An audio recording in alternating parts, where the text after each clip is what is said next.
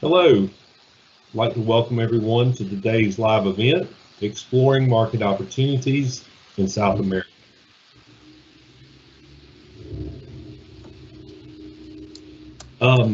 Today's event is hosted by the North Carolina Department of Agriculture and the USDA Foreign Agriculture Service.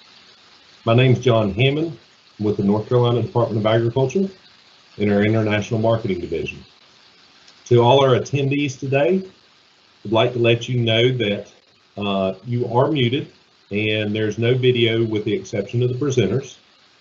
And we are recording today's event. We'll post that on our Department of Agriculture YouTube channel. And if you'd like a direct link or something like that, you can contact one of us after the event. The question and answer session will be open. Please post your questions. We will publish those towards the end of the presentation and try to help you answer those questions today. And without further ado, I would like to introduce my colleague, Ms. Kathy Ma, with the North Carolina Department of Agriculture. Kathy.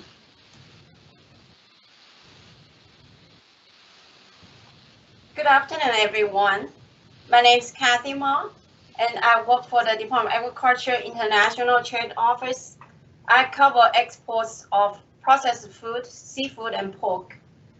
Today, I would like to talk about our office, my colleagues. Agriculture is the #1 industry in North Carolina, and that generates 92.7 billion US dollars every year. Our office has close relations with this industry. We provide motivation and support for our partner companies so they can reach 95% of the world population. This partnership has helped North Carolina exports increase about 10% every year on average. In my office, we have Peter Saunton as our Director of International Marketing. I'm one of the international marketing specialists. John Hammond covers beer, wine, and spirits exports. My colleague Michelle Wan covers exports of row crop, grain, and poultry, and beef. Clay Altizer covers exports of forest products. And my colleague Zach Musler covers exports of Christmas trees and horticultural products. We have 2 colleagues working in Beijing, China. They are Danny Ding and Jed Wan. Our email address are all listed there. The services we provide include staffing expertise, buyer introductions, market research, training, financial assistance, export documentation, and whatever our companies will ask for. Now, I'm going to turn it over to my boss, Peter Saunton, Director of International Marketing. He will introduce our honorable speaker, Melinda Meadow. Thank you, Kathy. And it is my honor to introduce Melinda.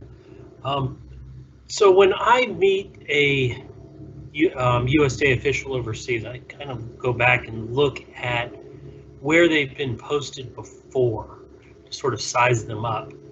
And Melinda's been posted in Paris, in Beijing, in Hong Kong. She's really pretty much hit the trifecta of the best possible, and of course Buenos Aires is the quadfecta, if there's such a thing, of the best possible locations in the world to be posted, which tells you a lot about her and tells you a lot about how smart USDA is. Melinda was from the Greensboro area. She grew up on a family farm. 2 of her 3 children were born in Raleigh. And she has degrees from 3 of the 4 North Carolina ACC schools. which is, they are State, Carolina, and Wake Forest, which speaks very well of her on so many levels.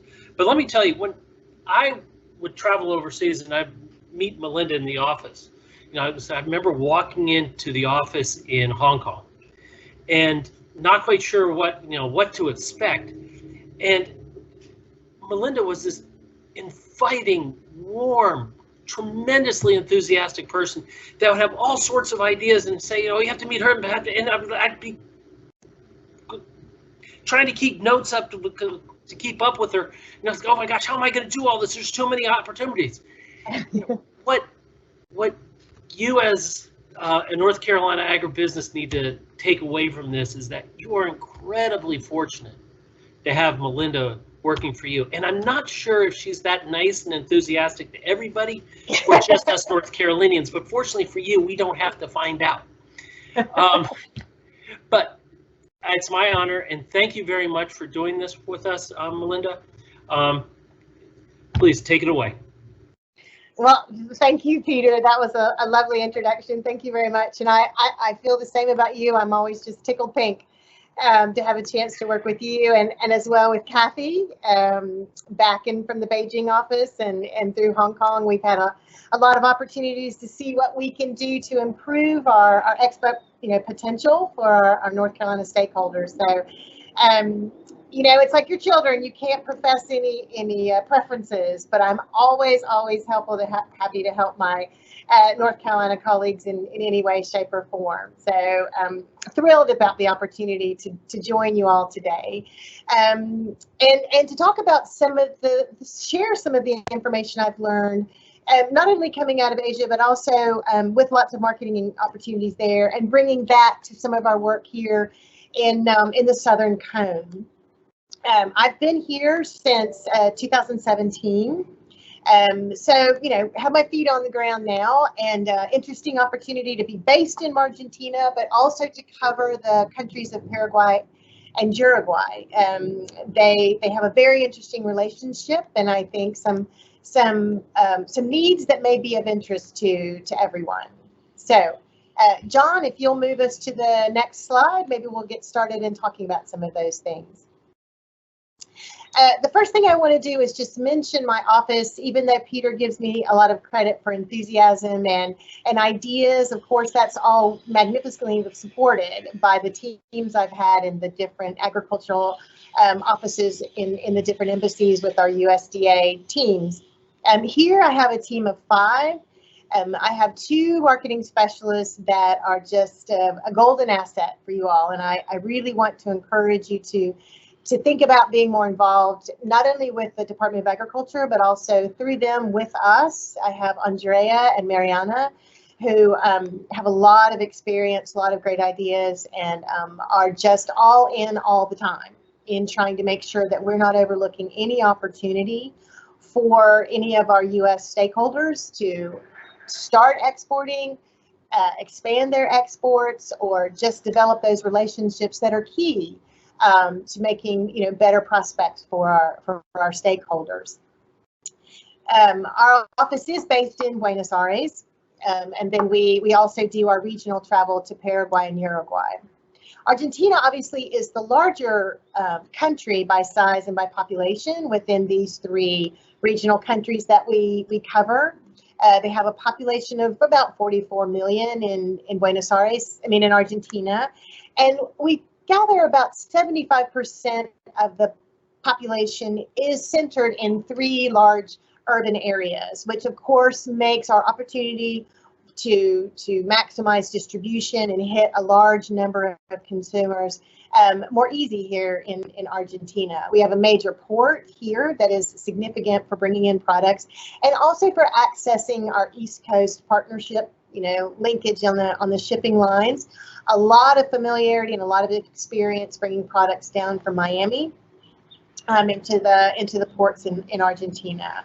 Paraguay, as you might see, is landlocked. So one of the things that they have to do is they have to have a little bit more shipping time because the product has to arrive in a port either in Uruguay or Argentina with their coastal access and then be transported to Paraguay.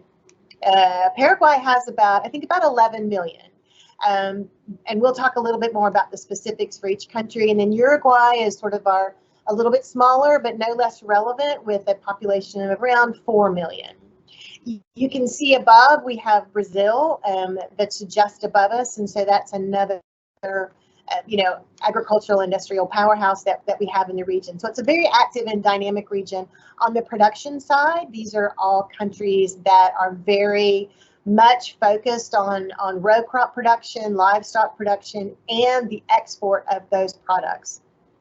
So what that means for us is that there are some product areas in which these countries don't have the resources or don't naturally produce themselves that give us opportunities to bring those products to these countries. An interesting aspect that is really clear when you're here, just from the cultural atmosphere, is you can see the definite influence from the historical immigration patterns from Europe into Argentina, Paraguay, and Uruguay. There's a very strong influence from Italy. There's a very strong influence from Spain. So there's a lot of cultural norms here with the products, the type of foods that are very influential in food sales here. But that gives us another opportunity to introduce new products to importers who are always looking for new and innovative products that they can use at the retail level and also at the hotel restaurant level as well. Because I think primarily because of the shipping distance, most of our opportunities here have to do with processed products.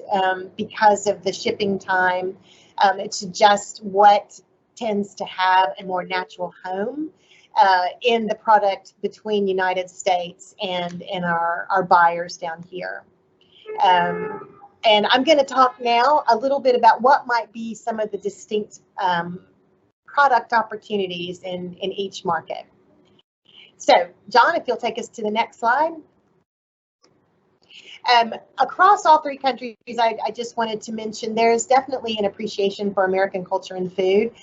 I would say there's a very, very strong linkage between Argentina and the United States in their interest in our culture, their interest in our food. We share a strong preference for protein products, a strong preference, and very similar to North Carolina in the idea of doing cooked meat, family gatherings, and that type of thing. They prepare the meat a little bit differently than we do down here, but the basic protein certainly is very strong for beef, followed by pork, and then followed by poultry. So cookouts, family gatherings, those type of things, restaurant get-togethers for celebrations are all very, very popular.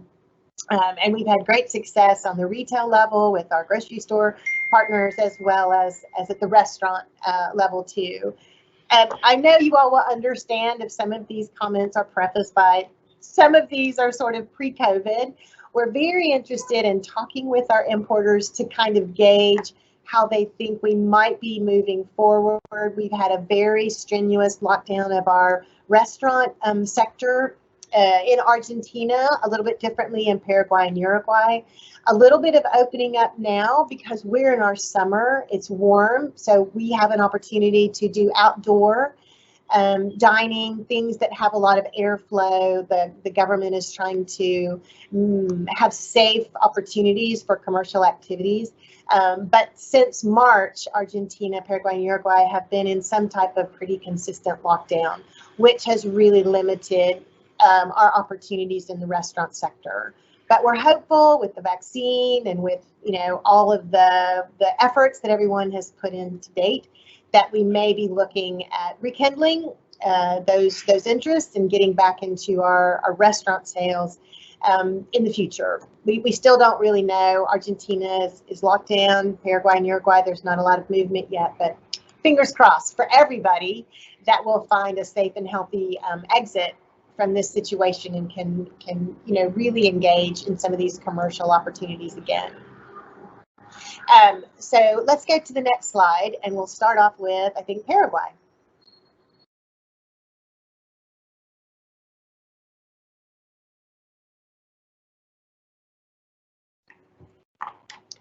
Great, thank you. Oh, sorry, one more commonality. For us, Spanish is the common language. It's really fun to see some of the different intonations of Spanish between Paraguay, Uruguay, and Argentina, but everyone understands Spanish very well. There are definitely English speakers, but I encourage you to consider outreach in Spanish as much as possible, just to make your communication as easy for your potential buyers as possible. The countries down here have had some economic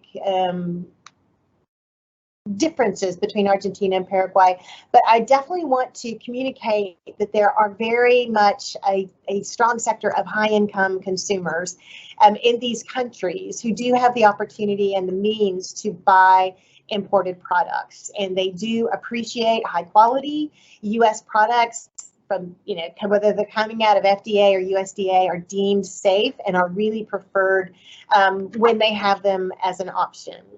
It is true, though, that because some of our products aren't as well known yet, some of your buyers may be looking to speak with you about doing some smaller shipments than a lot of times we're used to in the discussions by U.S. exporters. So we're always willing and happy to talk with you all or see what might be a possibility if an importer is interested in your product, but maybe might have to do a smaller shipment or work on a consolidated shipment with one of those experts in the United States.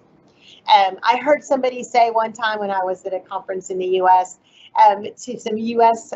Exporters, if you can get your products to Miami, you can get them into South America.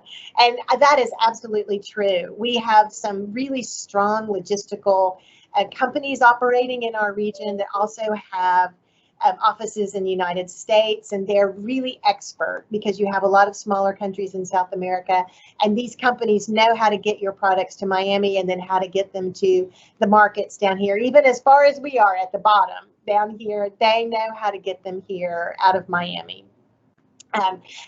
We've been working with them. We've also been working with our logistics partners down here to do some seminars for some importers, so we can help overcome any hurdles they might, you know, have if they haven't had a lot of expertise or experience even in importing from the United States. We want to do everything we can to make sure that we're supporting their efforts and making it as easy as possible for them to work with you to get the products from the United States down here to the Southern Cone region.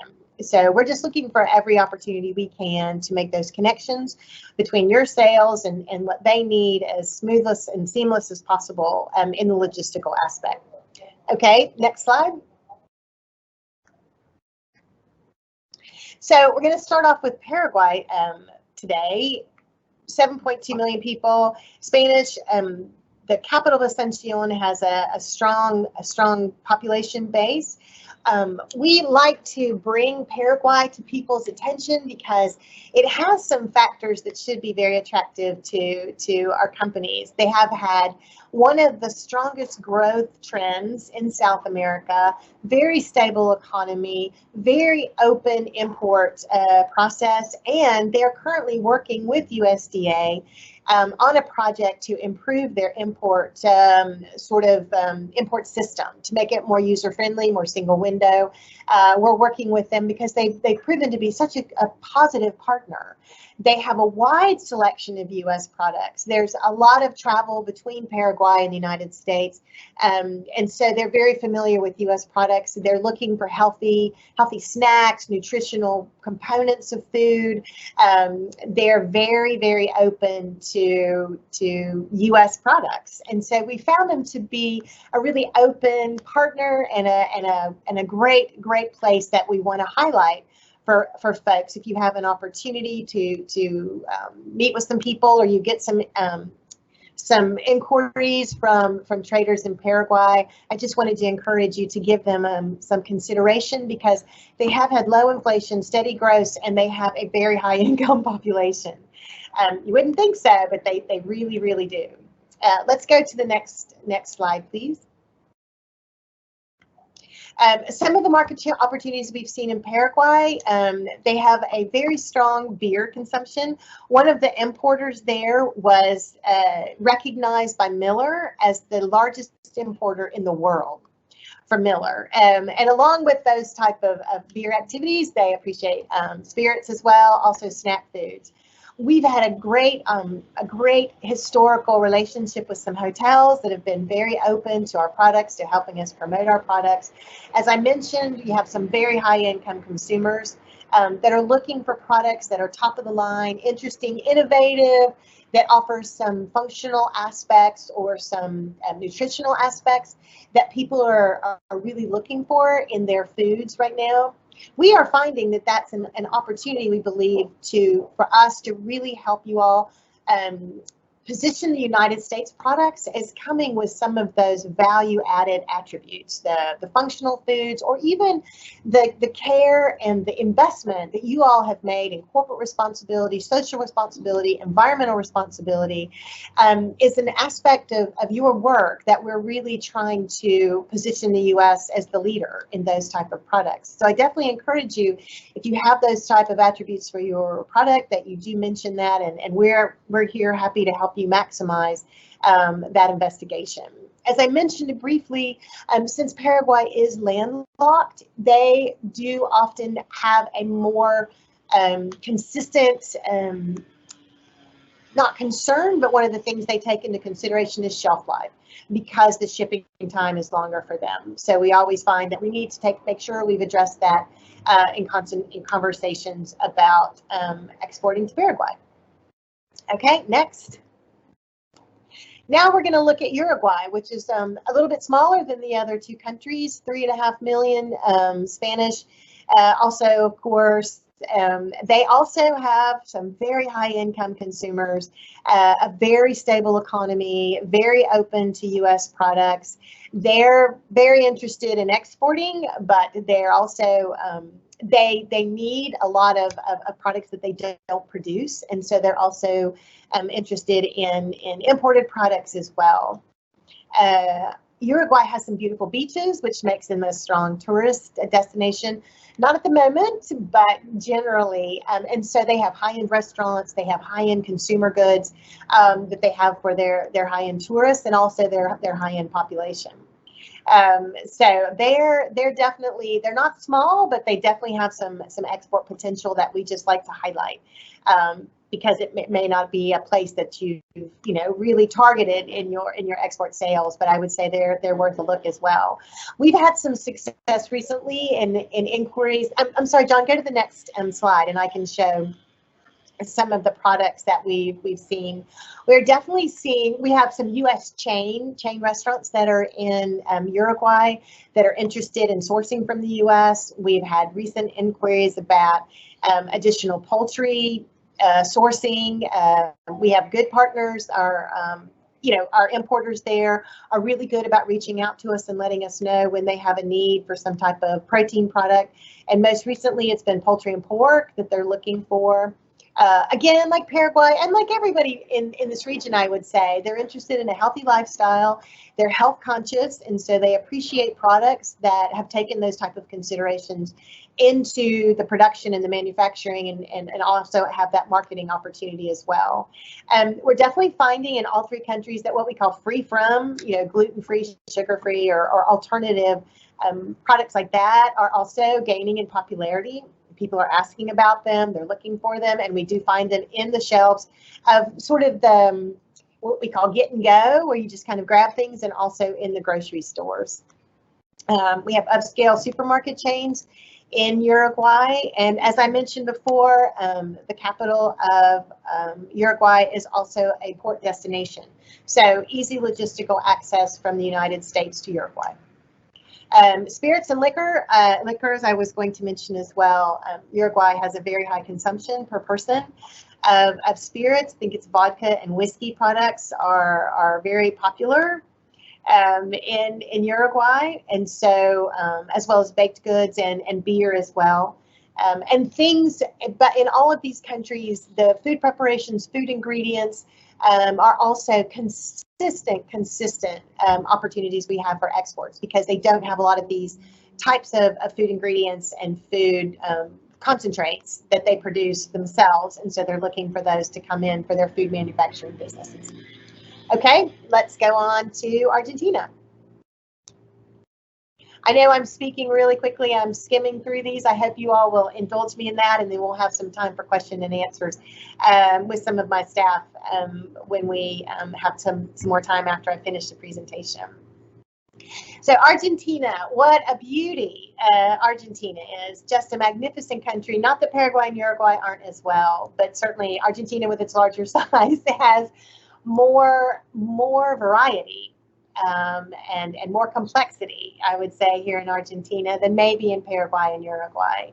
A really, really fascinating history, tied back a lot, as I mentioned, to European immigration, as to Paraguay and Uruguay. Really strong influence from the EU here in food choices.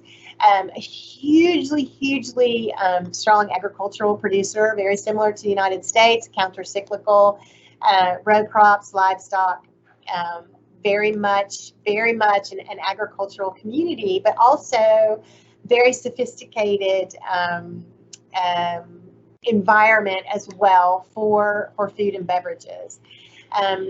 You all may know or may not know that some of Argentina's economic policies have led it into sort of some cyclical boom and bust times. It's something that does impact the economy, but similar to the other countries I mentioned, you definitely have a high income section of the population that is very interested, very closely tied to trends from the United States. I'd have to think who I've met in at least Buenos Aires that doesn't also have an apartment, or know somebody who has an apartment in Miami, because they really love to travel to Miami, have a very close association with, you know, trends and relationships with Southern Florida.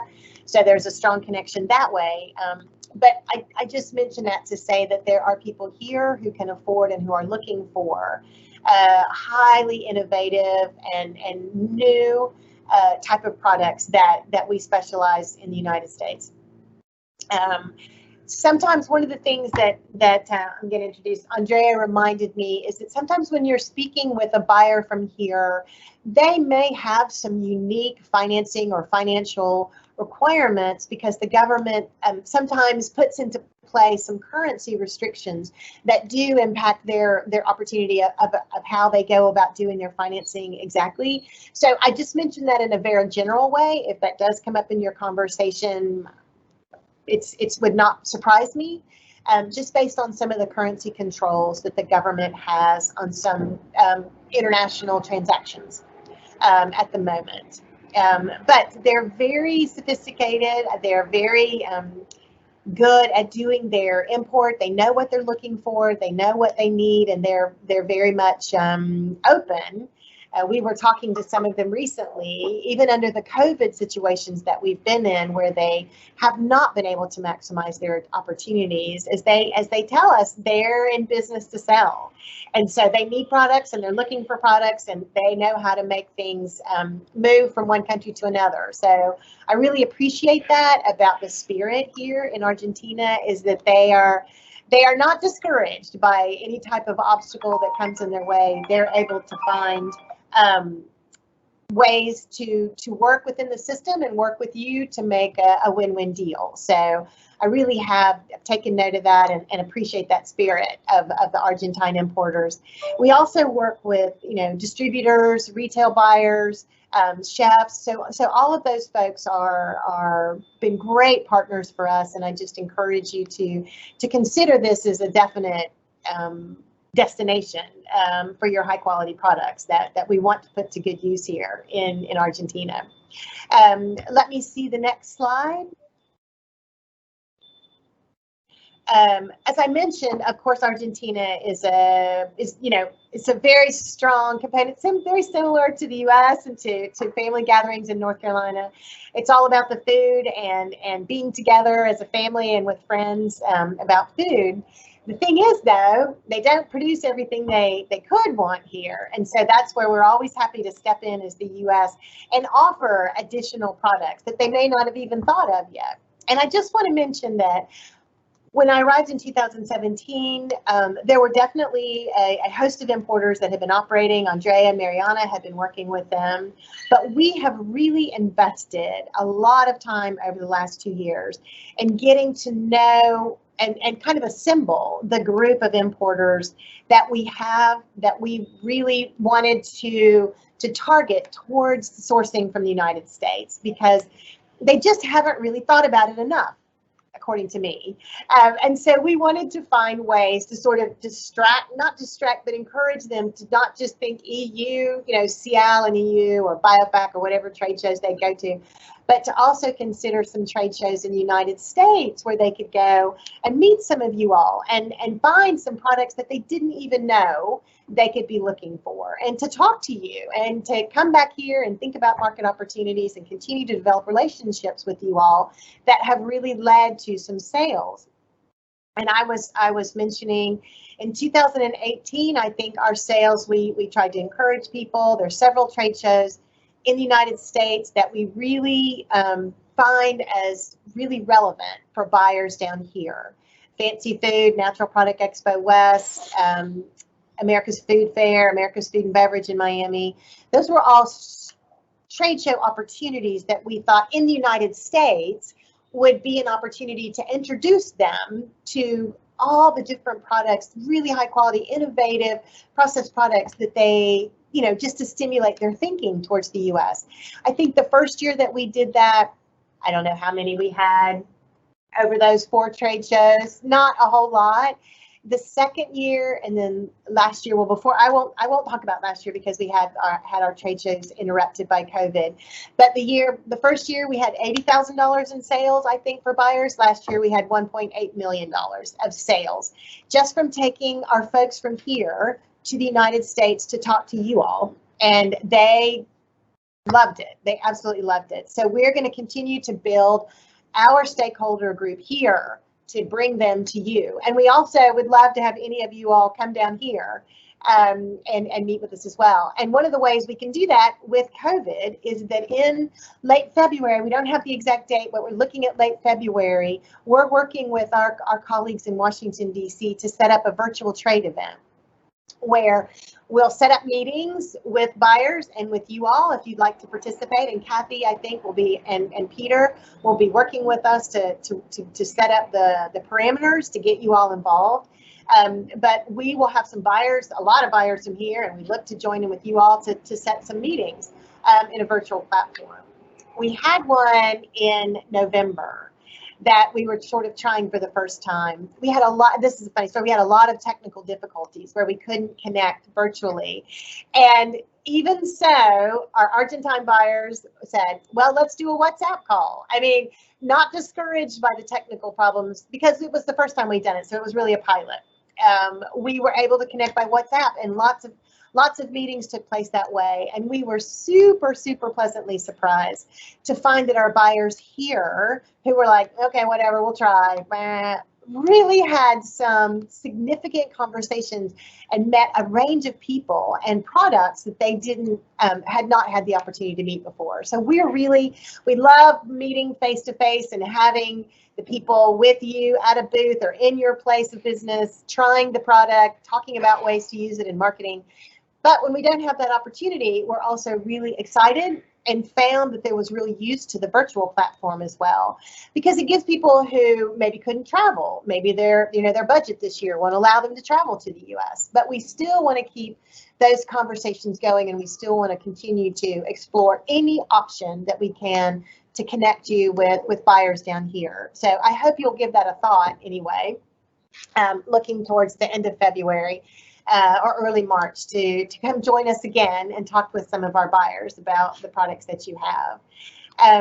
We do find that we because Argentina and Paraguay and Uruguay are in a customs union, we do have a lot of competition from, those neighboring countries, because they have not only a logistical advantage because they're close, but also, it's a customs union, so they don't pay the same rate that our products have to pay. And also we're always conscious of our EU competition. But I think we are definitely bringing some people around to our way of thinking, that the U.S. is really a market that is underexplored and that has products that they really, really can use and make money here as well. Recently, we've had success stories for potato rolls, for almonds, for some sauces. We're looking at doing some things with seasonings in Argentina. So anyway, even during COVID and even while the restaurants are shut down, we are still continuing to have sales success stories of new products, and then repurchases of products that they found in the U.S. as well. So I'm excited about what we're doing now, what's possible, and also where we're going to be finding opportunities going forward post-COVID. Not only at the retail level, because of course the retail sales down here have been off the chart. Because people are at home and have been really, really restricted to at-home meal consumption for quite a while. That's easing now, so we're looking forward to having some more opportunities at the HRI level. So we'll see. But we think there's definite possibilities, and we're so excited to have the opportunity to connect with you, to explore with you, where your products might fit in this particular region. So, John, if I could see the next slide. These are some of the things that we like to talk about on behalf of U.S. products. One, there's a very sophisticated packaging design, which sells really well, which displays really well here. People are definitely looking, same thing I'm sure you're hearing in the U.S., convenience, easy to fix, easy to prepare, family meals, that type of thing. They're always looking, there's some buyers here that are very interested in private label. Again, we like to talk about some of those specialty products we were talking about that lead to a very healthy conscious, the free from or gluten-free, or not only health conscious is one category, but also specialty products that are becoming more and more popular and more demand. And we're always happy to talk about enjoying with your meal or with your friends craft beer, wine, and spirits. In all three countries, those are very strong possibilities for the U.S. So next. This is something that we like to mention, because for a long time, especially in Argentina, but I would say Paraguay and Uruguay as well, there's a very strong emphasis on a healthy lifestyle. People here are out of their homes. They are out in the countryside, or they're out in the parks a lot of time. And so things that incorporate themselves into these type of ideas,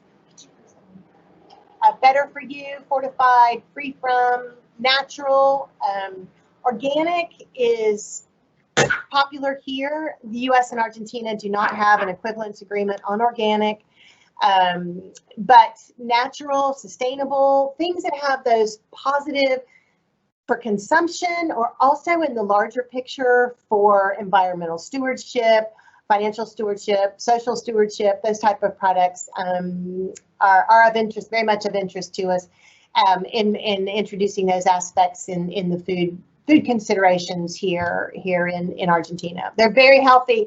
This is the picture that you're looking at is from several months ago. Of course, we started COVID in the winter time. We did our lockdown for months. It started in the winter, and the government, we were all really, really constrained to our homes. Maybe a 1-block area, and only if you had a dog to walk, or to go to the grocery store or the pharmacy.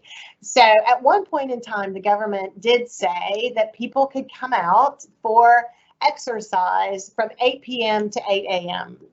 And they found that the response was so robust. There were so many people, as you can see, in the middle of the night, walking, exercising, and being outside, that they actually had to cut it back because it proved to be such a popular time, even though it was, you know, really odd hours for exercising. So it was just a cute picture to show you that folks here are very much dedicated to healthy lifestyles and appreciate food products that work into that as well.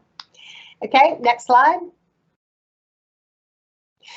So these are some for Argentina. These are some of the product categories that we have found that have been of real interest to our importers recently. We have a strong tree nut sales here in Argentina. They're not quite so common as a snack, but they're certainly they are sometimes used for gifts and also in confectionery and in food ingredients. And you also have almond milk, soy milk. Some of those alternatives have also proved popular. Things that go into products that go into food manufacturing. Also a very quiet category, but very, very important in all three countries. They don't have a lot of production here. So things that are incorporated in food manufacturing have given a consistently strong export from the United States. All kind of beverages as well.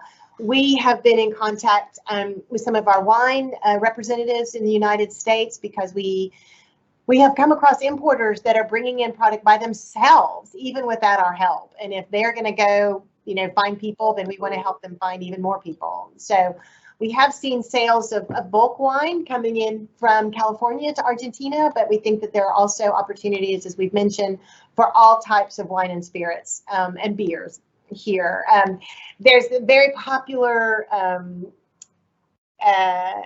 parts of Buenos Aires where you see many craft beer establishments. I mean, similar craft beer is so popular in the United States and in many markets around the year. We know we have to fight to get the attention of our craft beer producers because they've been so phenomenally successful. But similar to other markets, Buenos Aires is definitely enjoying craft beers, and there are many places to enjoy it here. So I just offer that up as an idea as well. And we've spoken about some of the specialty foods. And then other things that we say doesn't have to be organic, natural, healthy production, things that have positive production attributes. We're really looking to talk a little bit more about that because the U.S. has made such investment in that type of production and positive benefit to the food. So we look forward to continuing to stimulate more of those exports to Argentina as well. Okay. I think I'm getting close to my time because I definitely want to have some of your questions. The last point that I wanted to make, similar to many other markets I'm sure that you've been involved with, when dealing with, you know, country that's outside the United States, different culture, different language, different currency, it always requires some patience and some creativity. The idea is people here, of course, like to establish a relationship with you. They want to get to know you, and then they you know, proceed with business. So that's why we think any chance we have, whether in person or virtually, to have a meeting to you know, foster exchange is all the better down here because people are very friendly here and they like to get to know you. So we really encourage you to seek out ways to stay connected, not only make that initial meeting, but stay connected. Be flexible in some of the restrictions or constraints that they may be facing, especially coming out of COVID when they've had so many sectors that have been impacted. And then also, we always appreciate when you have the opportunity to make that connection, to make that sale, that you stay a reliable partner. We know that it happens, but sometimes, you know, situations change and you have to pull out of a market or pull out of a deal or pull out of a relationship. Totally understand, but we just always appreciate once we're in, we're connected, anything that we can do to help you maintain that reliability as a supplier, we're here to help in any way. Okay, I think the next slide just says thank you, and these are our contact information. I've told Kathy and Peter I look forward to working with them, with you all through them, or we're always available for direct outreach as well, not trying to go around them, but if I can help with something specific that they might not know right off the top of their heads. We are here. My whole team is here to help you individually. It doesn't matter to us. We don't charge for any assistance or support or contact that we have for you. USDA puts us here on the ground to be your eyes and ears. So there is no cost for any assistance or support that we can provide to you. You can reach out to us by email. By phone. We are technically working outside of the embassy. We're teleworking from home. So best to reach out to us by email, I would say, going forward. We don't really have a timeline of what our changes are going to be. So we're always available by email. And we just look forward to being in touch and supporting all of you and bringing whatever goodness to North Carolina we can from Argentina, Paraguay, and Uruguay. So thank you very much for your time, and I'd be delighted to entertain any questions if I can, or maybe follow up with you one-on-one after the seminar as well. Happy to do that in any way that you find most convenient. John, how about, okay, over to you. Thank you, Melinda, for doing that. Yeah, we do have a question from Eric with D9 Brewing Company. How do we get started in the process, and are there contacts available to start conversations with? So I'm gonna introduce you to, I know I'm speaking, but I'm gonna introduce you to one of our secret weapons. I have my colleague Andrea here. I'm sorry, we're social distancing, so hopefully you can see her. If you'll send us an email, send it myself. Ben Burrows is my second officer. Andrea is Argentine and has been with the embassy for 9 years, a while. She is a jewel, and her colleague Mariana has been working on things for 9 years. And so what we found is either through Kathy or through SESTA or through us directly, just email us and tell us what your product is, who you're interested in talking to, you know, what type of product you have, and we can start that process. Andrea, you know, may reach out to you directly to talk to you. She'll reach out to some importers. And then what we try and do is be the middle person. We're the link. You know, we tell all of our importers and buyers, we don't sell anything. So it's safe to talk to us because you don't have to pay, you know, the people here. There's no cost to them of talking to us. So Andrea reaches out to, when she talks to you about what your product is, then she reaches out to some buyers here, and then we try and put you together. And if language is the problem, then Andrea stays and Mariana stays in the conversation, so that we can make sure that everybody is easily connected. Perfect, thank you. Was that okay? Was that enough? Just please feel free. Yeah, just email us and we'll be happy to pick up the conversation and go from there. Yeah. And Eric, I cover beer, wine, and spirits oh, for that's the right. That's Department right. of Agriculture. So, you know, connect with me. I added my email address in there. So next question is from Anonymous. Is there extra opportunity in those countries for healthier frozen products, all natural, gelatos, sorbets, etc.? Wow. So this is like Ice Cream Central. because of the connection with Italy and you know, the European Union, dairy producers, the gelato and ice cream industry here is very robust and people really love it.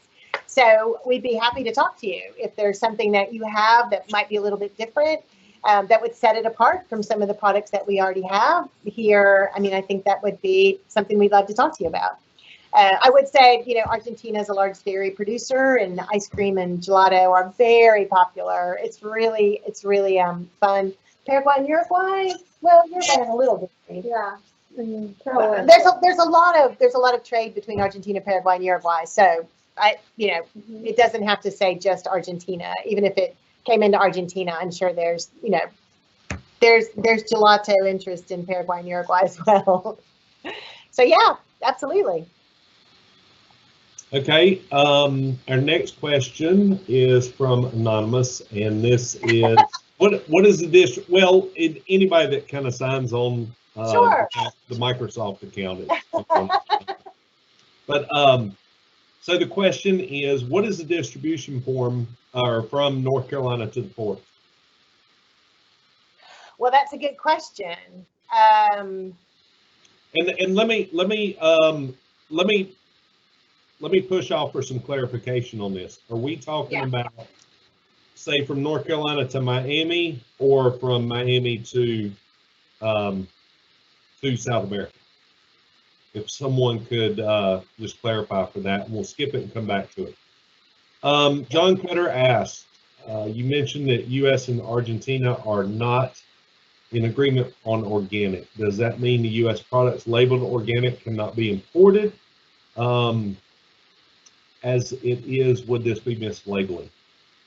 So, I mean, I would like to just triple check my understanding with our government colleagues that what we don't have is the equivalence agreement, the final negotiation of the equivalence agreement. Argentina has had a request into the United States for several years in the process. So it's not like there's a fight or anything like that. It's not a dispute. It's just the process has not finalized, where Argentina recognizes the U.S. equivalency rating and the U.S. recognizes Argentina's. I mean, you have certifiers here in Argentina that have been trained by USDA, so that type of thing. My understanding, and I'm happy to clarify if you want to send me an email, I'd be delighted to follow up. You can sell organic products, but you can't benefit from the organic label. So it's not that you couldn't sell it, but you can't. I'm not sure like the USDA organic label would be allowed on the product, or you wouldn't be able to market it and get the premium that you would want and deserve from that organic certification. Okay, thank you. So to clarify the earlier question about, I just want to mention too that we have raised the interest in, because this is not the first time we've had people talk to us about organic generally, and so I just wanted to mention that our colleagues in the approval process system are aware. They know of Argentina's interest in having that conversation. So it's not that it's just dead or anything like that. It's just a matter of resources and time. So we're very hopeful that conversation will be able to take place sooner rather than later. But we don't have any timeline on when that might be. But we'd love to get that open for you and take away that uncertainty. Good. So going back to the distribution question, that was more North Carolina to Miami, and I would assume there, what we would want to do is put you in contact with some freight forwarders here in the States that specialize in shipping to the Port of Miami and have transportation routes down there. So do you have any additional comments on that, Melinda? No, it's just that we haven't done specific North Carolina to Miami, but we've talked to a freight forwarder here that has offices here and also in several places in South America and also in the United States. And they've assured us they can pick up from anywhere and they get it to Miami, no problem. And they get it on the ship, they'll take care of everything. So, I mean, they didn't blink an eye, when we were talking to them, because I think we were looking at a company in Missouri that wanted to send some samples or something like that. And so we were talking to them very generally, like, okay, how do we do this? We're not importers, so how can we help people get some product down here? And they seem really comfortable. Obviously it would depend if it was a dry good or a frozen good. What type of sensitivity you have in timing, your shelf life and things like that, your cost sensitivity. I think all of those go into maybe some of the parameters that are in the conversation with the freight forwarder. And then also the size of your shipment too. Do you need it to come to Miami and be included in some other things to save, or can you have enough product that you have your own container and they can just move it as soon as possible? So that's a conversation that we're super interested in, and we're trying to get to learn more and to be better partners for you. But we just it's a new conversation for us too. And so we started looking at it from this perspective, so we could help importers overcome any concerns they had about how difficult it is. And now we're delighted to join the conversation and making it easy for our exporters to also move the product and get it down to Miami or whatever. I mean, we know, more and more things are moving by air as well as freight. So I guess some of those parameters would have to be a bit more of the conversation. But if we can help at all, then we're delighted to see what we might be able to do, or work with Kathy and Peter to connect with some consolidators or freight forwarders in North Carolina that can get you some of that information. Perfect. Thank you. And I'm not saying it has to go out of Miami. I mean, if it was air freight, I mean, it could come out of anywhere. It could fly out of Raleigh or Greensboro or something like that. So mostly we're talking about, ocean shipping. Sure. We're talking about coming out of Miami. So I think, for large scale production and volume, a lot of people choose that method of moving, but it's not the only way. Yeah, good. So our next question is, you mentioned healthy products, all natural, free from, etc. Curious to know, what's the market demand for all natural protein and like superfood mixes? All natural protein? You mean like poultry, or you mean like a snack type of product? I know we don't have that. The protein concentrates, we think, have a potential interest. We just had somebody who went to a trade show who found a concentrated tea that they bought and that they're importing, flavored teas. But we also see, if that's what you're talking about, like food supplement kind of products. Yeah, I don't have any clarification there yet. Okay. Let me see, because there's a little bit of delay on the audio here versus the question. So. Oh, right. Sorry. I can just tell you that we've seen, if you're thinking about maybe some plant-based alternatives for protein. I'm not sure. I don't think that all protein doesn't sound like that's the question. I could just mention that Argentina, the population of Argentina has one of the highest portions of beef consumption in the world. So people here have no problem with protein. Right. The beef is very strong. They're very proud and have a lot of opportunities to consume beef. Pork is a second, but far behind beef, followed by poultry as well. Although during the COVID, we've definitely seen some consumption patterns changing as people are making do with their food budgets. But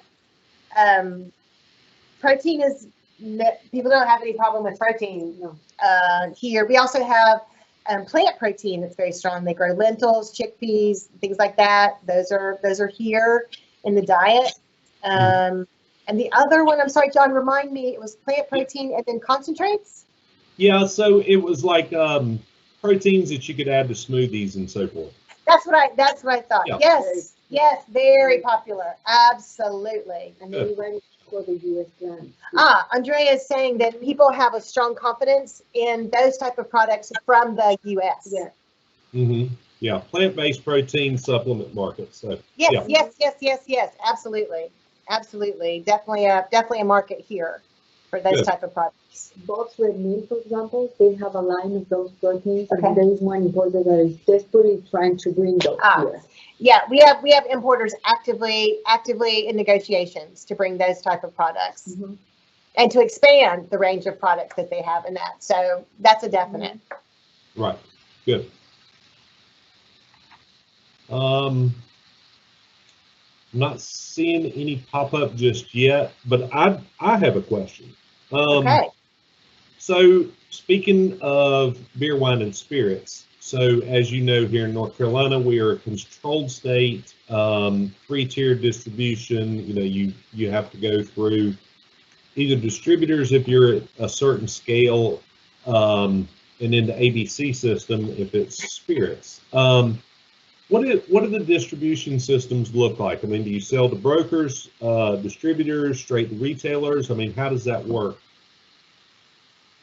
Hang on, let me let Andrea join us and talk about that. Well, She has that. basically, in a few words, what happens here is that you either have a broker and the broker sells to retailers, or you deal directly with a supermarket, for example, that is big enough that they could make their own purchases. That, in a few words, is the situation here. What we advise in general is that when you start the negotiation with an importer, you definitely need a broker, or the importer will need a broker, because they know all the differences in the system, and they know how to label your product in the best way possible. Yes. So that you don't pay more taxes, or that it's more convenient for both parts. So. Right. Basically, that's the situation here. But it's not terribly controlled by the government. Oh, no. It's not controlled by the government. Well, it is controlled by the government, because definitely you have to register your product depending on in one or two different agencies, depending on what type of product we're talking about. But it's not terribly complicated. And of course, we have contacts at all levels, so that we can have an intervention to push a little bit gently, right? Yeah. If needed. Sometimes it's not even needed. Okay, good. Right.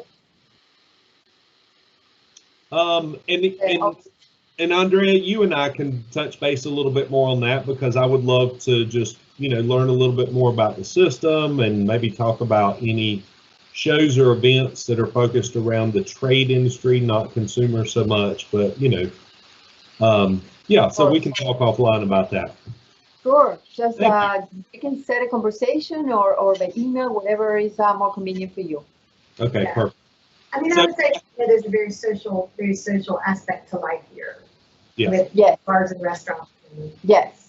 Well, Melinda is saying that there's a very social part here with bars and restaurants and all that. So anyway, we'll be happy to talk to you and explain to you the system and how it works here and the culture, because in some ways it's a little different than the US.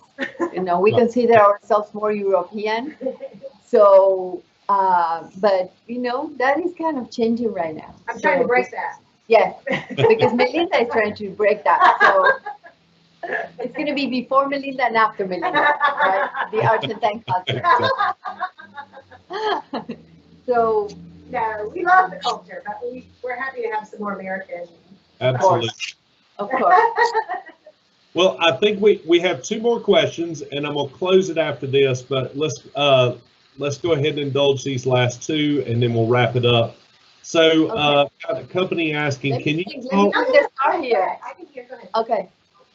Can you talk more about spices and condiment opportunities? Oh, well, that actually is a very good question, because there is like an empty space in spices, in bakery products. If you talk to an Argentine chef and you ask them what is the main product that they would like to have from the US, probably they're going to say baking powder, most of them, because the Argentine version is not good. So the ones that have tried that in the US, they desperately want it here.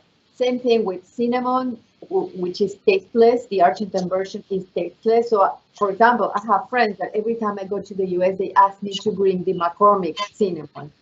So most chefs and restaurant owners, when they travel to the US, they don't bring running shoes or clothes in their shopping in their suitcases. They just bring food, because they have tried the American versions and they like it so much that they just go grocery shopping in the US.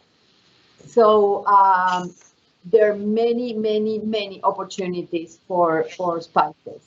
Yes, And condiments. I was just going to agree. That I think there are great opportunities here. I would just say that there aren't a lot. So it's a type of category that we look forward to working with our counterparts in the U.S. to come up with ideas to feature the spices and things like that that would attract additional usage here, because they're not used to it. So that's why I mentioned. Right. There's not a wide variety of spices here, and so there is definitely an opportunity, but also the recognition that we have to work on building that new taste palette to incorporate more and more spices. And I think Andrea is absolutely right. Our key partners there are our chefs to help us build, and they're totally in. They really are in. So that's I think on the restaurant side, we would have an opportunity to build for more spices. Good, good. And let's see here. Last question is, oh, where'd it go? So what you are saying is you help with international export and must have a broker. Must have what? A broker? Okay, yes.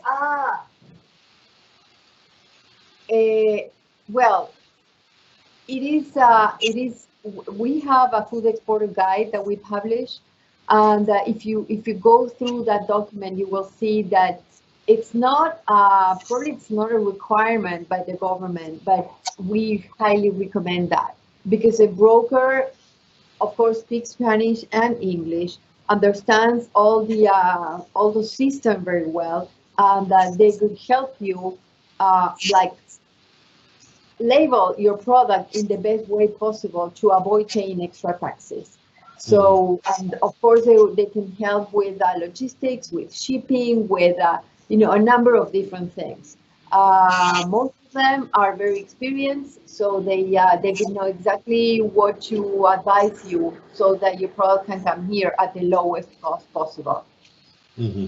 So, of course, the importers know. Especially when you're new to a market, it's helpful. Exactly. I would like to know if the companies that are participating today are new to export or are they exporting already?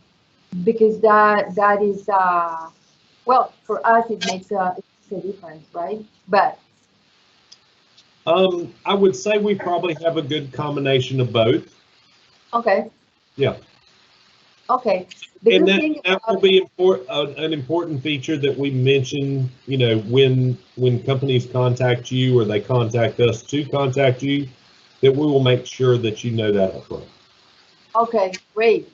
And the good thing for those who are new to export is that since our markets are not that huge, it's a good process to begin exporting, right? Because quantities are not going to be super large at the beginning, and Argentines and Paraguayans and Uruguayans are very patient, so they could be able to deal in a more gentle way, right? Yes. It's not that it's not China where you have to ship 50 containers at once, and I mean it's a little scary, right?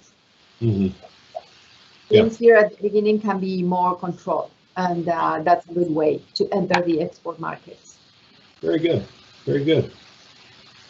Well, I would like to thank you both for being on with us today. Really appreciate that and the support of your other staff that was there. I know they weren't able to join us for the live event, but I know they're available via email and contact, and we really look forward to reaching out and working with you further on this. And so, just really both of you, thank you so very much for taking your time today, and we look forward to working with you further.